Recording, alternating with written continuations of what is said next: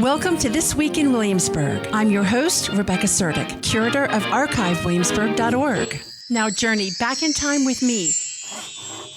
This week in 1904, the community of Norge was thankful for its successful year-long building boom, enjoying the completion of a post office, general store, church, schoolhouse, mill, and quite a number of homes. This week in 1916, a Thanksgiving Eve ball was held at Viking Hall. Live music entertained dancers who arrived in fancy dress and praised the finely laid wooden floors. Attendance exceeded 100 people who all said that this occasion should become an annual event.